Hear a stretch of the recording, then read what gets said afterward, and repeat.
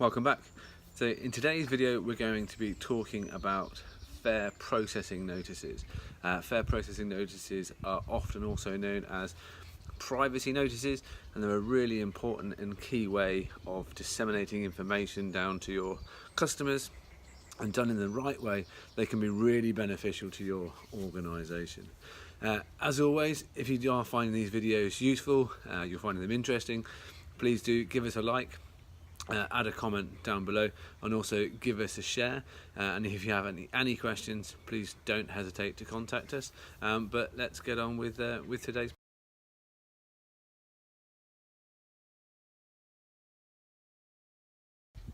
So what is a fair processing notice? A fair processing notice is a information notice that an organisation or a data controller provides to its customers or to an individual who is looking to use a product or a service or an offering that organisation has. A fair processing notice can be as simple as a small paragraph at the point where you're collecting some personal information from a customer or from a potential customer.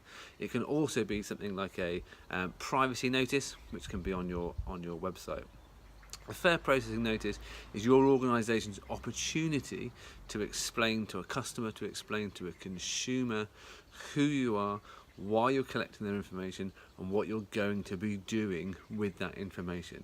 So it's about being open, it's about being honest, and it's about giving the consumer the understanding and the opportunity to understand before they decide whether or not they want to take control or take over your product or purchase your product or service.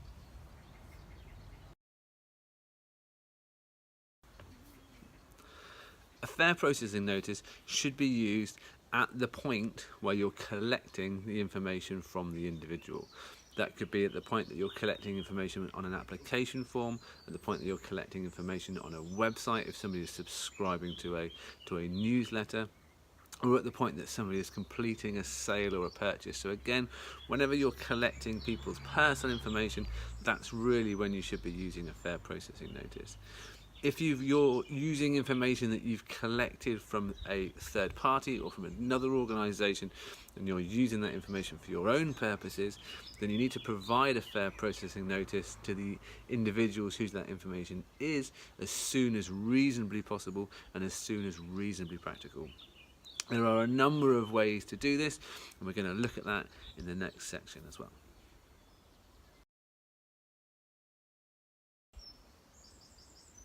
So a fair processing notice can be displayed in a number of different ways. As we've already said, it can be displayed on a website or an application form as part of an application process or as part of a data collection activity. It can also be displayed on your website if you have one, and generally people would call that the privacy notice. And there's always a hyperlink down at the bottom of the page, and that's where obviously you keep your privacy notice. What I always recommend is that if you have a fair processing notice, try and keep it as succinct as possible at the point where you're collecting the information. So at the point where you're collecting people's name, their details, their bank details, have a short information notice there that explains the basic purposes, and have a link through to the full privacy notice so that people can go and get the additional information if they so wish. What you don't want is your fair processing notice to be so long and complicated excuse me, so long and complicated that nobody can actually begin to understand it, and people get bored of reading it and don't consume the information and don't take that information on board. If you're providing a service in-house, so if you're providing a doctor's surgery, for instance, any kind of medical practitioner's office, in certain instances, even if you're a shop or an institution like that, you can provide a fair processing notice in hard copy form, so you can have an information leaflet that you can provide to people at the time that they take your products or services, or at the time that they take your information from you. And that makes it really easy for your customers and individuals to be able to take a copy of that away, have a read of it, and make sure that they've been given the information that they need to be seen. So it doesn't always have to be electronic. Bearing in mind, you can do things in paper copy if that's how you tend to speak to your customers. You just need to work out what's best for you and your organisation. There are a number of benefits of having good, structured, fair processing notices. The first benefit is, of course, that it's a mandatory requirement under the GDPR that you have to explain to individuals what you're going to do with their information, why you're collecting it, and how you're going to be processing it.